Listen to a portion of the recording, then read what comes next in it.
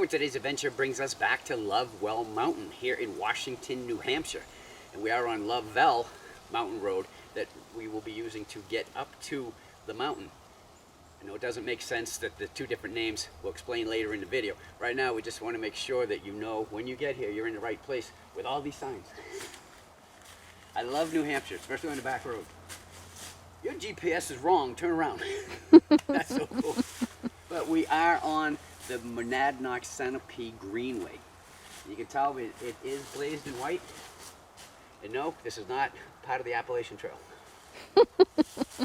So we're going to continue this way. About a half a mile in, you come to the sign that welcomes you to the Monadnock Sunapee Greenway. And as you look out onto the road that we're following, it is a Class 6 road. It is not maintained by the town, so you pass at your own risk. But we're on our feet, so we're not worrying about it. Let's go. And Miss Piper is with us today. She was a pain this morning. She saw the backpacks and the hiking pants, and all she did was whine and cry and bark and have that little butt going so fast back and forth I thought her tail was going to fall off. But this is our trail. As you can see the white blaze on the tree right here. Again, we are on the Monadnock Sunapee Greenway. What is that? Well, it's about a 50-mile hiking trail that goes from Mount Monadnock in Jaffrey, New Hampshire, all the way to Mount Sunapee in Newbury, New Hampshire. And there are shelters along the way to stay in, too. Hopefully we won't need any of them today. We want to give a shout out to the Washington, New Hampshire Historical Society for the information they provided to us. We will have a link to their website in the description box down below. We have come to a double blaze at the big mud puddle, so we must be coming up to our intersection. Lovewell Mountain is 1.4 miles off to the left. This sign here, when we were out here 10 years ago, this was the only sign that was here. It says the exact same thing. But when you get here, you want to take a left. Which will bring us into the Lovewell Mountain State Forest. The Lovewell Mountain State Forest consists of 478 acres. And no, we will not be showing you all of them today. I wanted to redo Lovewell Mountain because we did it during the winter. And I wanted to see what the trails were actually like. Yeah, without snow all over them. We needed snowshoes, for God's sake. I thought I was going to be wicked cold, but I'm not. I know. Being that it was 11 when we left, I'm feeling pretty good. So let's talk about why there's two names for this mountain. According to a book called Portrait of a Hill Town, which covers the history of Washington, New Hampshire, Lovewell is the formal name, while Lovell is what the locals call it. Even as late as 1976, the town map of Washington still showed the mountain as Lovell. Yeah, and no matter what you call it, it's still the same trail to get to the same summit. We're starting a little bit of up. Lots of leaves, but it is fall. There are two possibilities for hiking here. You can go from where we parked to the summit and back and cover about 4.6 miles. Or you could do the loop, which means when you get to the summit, you come down the back side of the mountain and come back to where you parked. And that will be about 6.5 miles. We're going to make that decision when we get to the summit. It wouldn't be an adventure without things you find in the woods. Welcome to the Voss family home. They were here from 1780 until 1824. And Cheryl and I can attest to how cold it can get here in New England during the winter.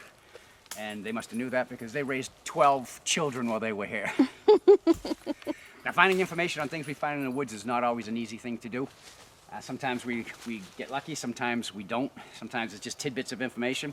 But usually we don't run into this. Check it out. All the information right there, nailed to a tree. so cool. Now, the one thing that they didn't talk about, hon, was a well. So let's just see if we can walk around and find a well. Okay, let's do it. Not that it's easy to see, but we believe we found the well. Yeah, right here. I can go pretty far down and I start hitting something. It's not an animal down there trying to hibernate on it. No, I hope not.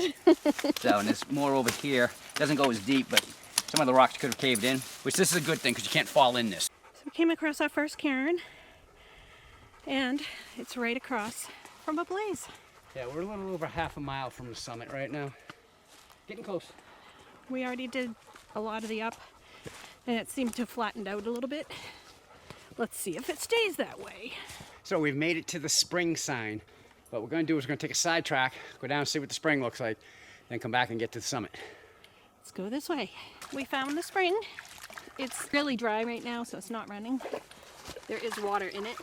417 feet from the trail. Nice. Nice, Piper. So from the spring, it still continues up. Yeah. But that's a cool rock right there, isn't it? Uh-huh. Looks like it's cement. Yeah, looks like they put in a foundation. The trail continues that way. But first, we're going to check out the view. Going this way. Again, blazed in blue. Here's the view from the viewpoint. It's a small section, and it's hazy today. We have made it to the summit of Lovewell Mountain. It comes in at 2,473 feet, the highest point in Washington, New Hampshire.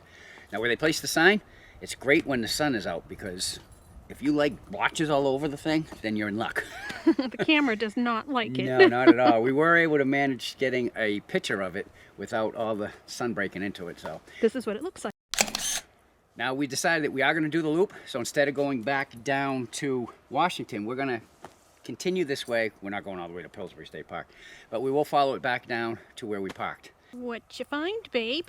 Well, we're on Lovewell Mountain, and I found Lovewell Mountain. It's a geocache. For those of you who've been following along on our geocaches, we have broken 1,000 finds. We will have a video coming out explaining what geocaching is for those that are interested in knowing. Until then, the eye that just popped up will take you to the last video we made about geocaching. So we're going to do what we do and get back to the video. Welcome to the summit of Lovewell Mountain. There is a large cairn that holds a nice memorial plaque for Steve Galpin. Yeah, and it's mostly a treed summit, but it casts a unique shadow in the sunlight. And there is a limited viewing area with a bench. Behind the summit sign is a trail registry, so you can let everybody know you were here.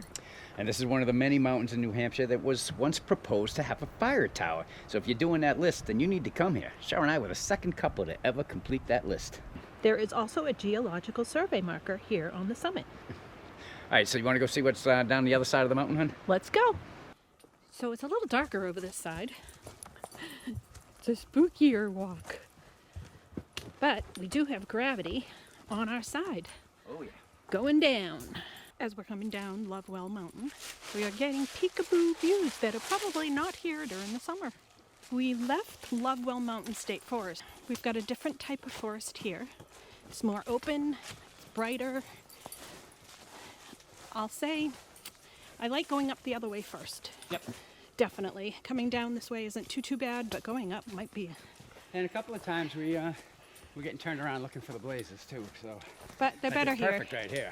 Yeah, they're much better here. We have made it to Max Israel State Forest. 628 acres of wild forest. Yeah, we won't be showing them all just like we did in Lovewell Mountain. We have been looking up who Max Israel was. So far, we have not figured that out yet. So if you have any information about Max Israel or where the name came from, put it in the comments below. We're really curious. Yeah, we'd appreciate it. I'm sure anyone who sees this video in the future, reading the comments will be like, oh, okay, so that's where that is. Let's go. A brand spankety new bridge. I can't believe they built it just for us. I know. Oh, Piper's enjoying the water. Oh, look, it's marked the Greenway. Yep. Pretty cool. And shortly after the bridge, you will come to the Max Israel shelter, complete with privies, just in case you need to spend the night. We've come across another cellar hole, and I gotta tell you, hon, I could really get used to these signs. No kidding. This was the old homestead of Dexter and Lucy Sweet from 1804 to 1838. And then in 1838, they sold it to Isaiah and Mary Proctor. But then the Proctors sold it, but there was no longer a house. Although the land was still used for a pasture and an orchard for many years thereafter. Here's one of the apple trees. It's probably too old to really produce good apples. But there's one on the ground.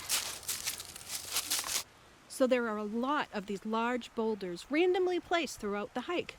So I thought we would take a moment to stop at one and do the end. Yep, so first thing I want to say though, now that we've climbed this for the second time, if you're gonna love Lovewell. Definitely. Now, if you guys like what you saw, I would appreciate that thumbs up. As always, want to follow along with everything we do here on the We Have Mud Fun channel? Right down there in the corner, just click it and you're in. After you do that, ring the bell and you'll be notified every time we put a new video up. Where are you going? If you have any questions or comments, you can put them right down below. Or you could just say hi. Because we'll say hi back. We always do. Till the next video, I'm Chuck. And I'm Cheryl. The end. Bye. Hey, as you walk down Half Moon Pond Road, there's an old cellar hole. No markings, no telling who it belonged to. But there it is. Big size.